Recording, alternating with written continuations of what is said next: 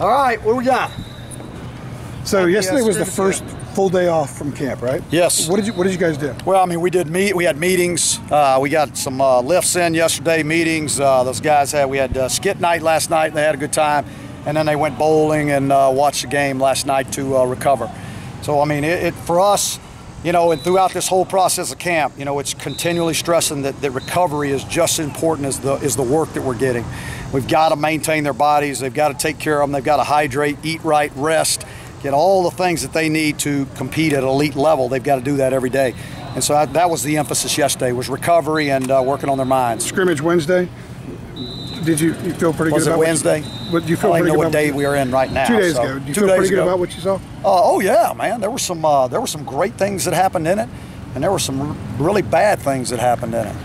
You know, and the great thing was that you know, we got a bunch of guys that are going to get to learn from all those opportunities. There were some great learning experiences in there, and I thought our guys did a good job of that yesterday. We got all that film knocked out yesterday, and they're able to learn from it. We got a bunch of young guys, a bunch of reps, so it was really good. How'd the defense just overall fare against the offense? I thought it was good. Especially the running defense. Yeah, I thought it was good. I thought, you know, they created some turnovers. They got the ball out a bunch of times. I thought they did a nice job with it. I mean, have we arrived? No, we hadn't arrived. I mean, but it was the first scrimmage.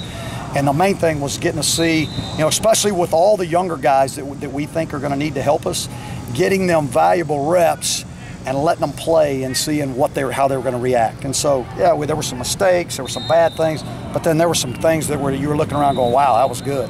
So I thought they did well. Jalen said last year that the defensive line was kind of getting knocked back in practice at the point of attack. Are you seeing more resistance this year in practice? Who said that? Jalen. Jalen Dalton? Yes. Wow, that's good. I didn't realize Jalen knew that much. That's good. Yeah, I think those guys have taken the challenge. I think Gene's challenged those guys. I think you know, I would tell you that yesterday, if I had to pick out one group that I thought there was a presence the whole day, that would have been the group. And so, yeah, I think they've taken that challenge, and I think they're doing a good job of it so far. Is it a significant? Good. How did your offense improve from last year? I mean, how can it? How can it? Obviously, you got. Do you realize how many points we left on the table last year? I mean, there was a bunch. You know, when we went back and broke it down for all the players and sat there and watch it, and they can tell you. I mean, we could be a heck of a lot better than we were. A heck of a lot better. You know, and so they know that, and we're you know, I mean, this group this group hadn't done anything yet. I mean, this offense hadn't done a dang thing yet, so we got a long way to go with them. At right guard, Tommy Haddon's getting some work at right guard. How much is he a part of that competition right there? He's right in it. It's Brad Henson, him, and RJ Prince are rolling through there and getting all the reps to figure out who wants to be the starter in that spot. Was it pretty even in the scrimmage between those three, or? Yeah, I don't think there was any kind of separation or anything, and I didn't expect there to be a lot of separation with what we were doing. You know, now the second scrimmage and going into that third scrimmage, that we ought to start feeling some separation there, I hope. Ryan Switzer came here as a great return man, but has he turned into a pretty good receiver as well? And that's does that surprise you or surprise people, you think? I don't know if it didn't surprise me. I mean, he was a guy that played running back, so I knew, you know, he was starting with nothing, no knowledge of it, and he's come so far in understanding concepts, understanding routes, understanding defenses, how to get open in coverages, you know, when to sit, when to run, all those little nuances that you have to know to be a receiver. He's learned. Kind of building off of that, Ryan's always had a very close relationship with Mitch. They've lived together for the past few years. What kind of similarities do you see between them as people, or are they two different people? No, they're two different people. Yeah, they're like what was that old show? The Odd Couple. Odd Couple. There you go. That's a perfect example of those two when they're together. They're the odd couple. Which one's Felix? Which one's Oscar? I don't know which one was which, but you know, they're opposites. I'll put it like that. Coach, when you see all those points left, like you talked about, what is it like for you to see those and know, like, as kind of like a lion with meat? It's frustrating for me to know that you're leaving things out there, you know, because I'm looking for perfection, you know, on every snap, and so I'm there, obviously not going to have perfection on very many snaps, so that's a very frustrating process for me that I've had to learn to live with, and it's difficult, but you're always striving for perfection on every single play, and every play is designed that if you do everything that you can do, and you do it perfect, you have an opportunity to score. The possibility of a 9-game ACC schedule is kind of making the rounds again. Yeah, I heard they're talking about it. What's yeah, what's your stance on it? I would much rather stay at 8-2, you know, unless they're going to, you know, because right now I don't believe that when Notre Dame's in the mix with you, they count that as one of the 9. So I'm not interested in doing that. I would much rather have the flexibility of being 8-2 and those 2 being Power 5s. I'm good with that. Now, the question will be whether if you go 8-2, is there going to be enough, you know, inventory out there for everybody to go 8-2? You know, and that's the tough thing. All the leagues that are going 9-1 right now, you know, they're already doing that. So it would just be whether when we jump in the mix with 8-2, whether there's enough, you know, inventory. In your mind, would a 9-game conference schedule preclude, say, a Georgia game to open the season? What do you mean? I'm not sure what you mean. Would you have still played Georgia if you guys would have to play 9 ACC games? Would I wanted to? No, but I know whether I would have been able to decide that.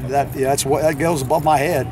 Bubba makes those decisions. I get to have my input, but the final decision's with him. But your input would have been like, not. Yeah, no, I wouldn't have wanted to do that. You know, and that's one of the luxuries of being 8-2. I think is that you can go out and find great matchups, you know, and do those things. But I do understand there may not be enough inventory out there for everybody to be able to do it.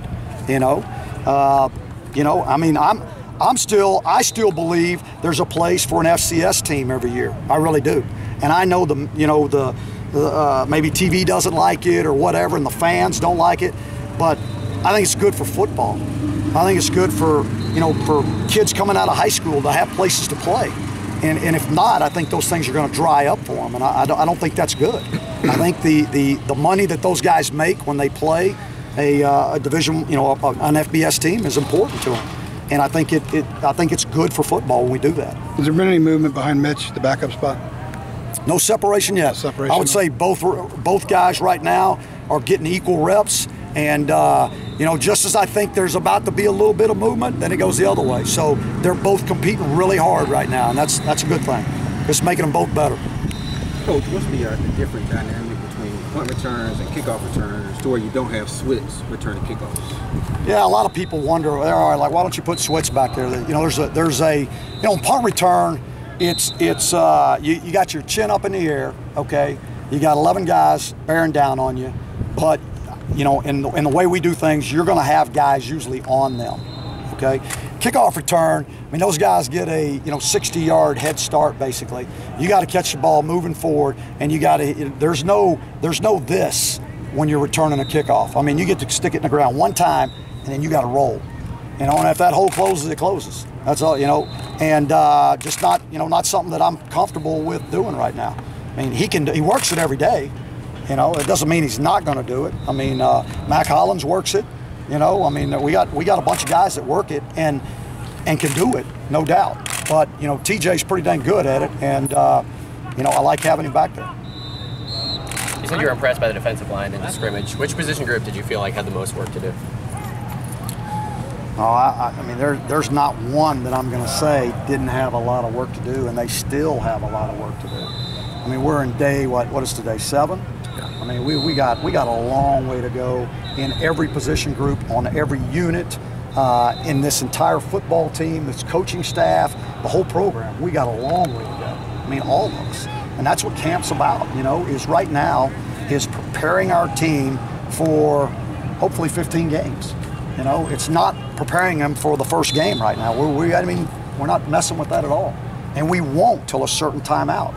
It's about trying to get them ready for 15 and how important that is. And every one of these young guys that just came into the program, learning the culture and understanding that you have a vital role to the success of this team. No matter what it is, you got a vital role, and they have to understand that.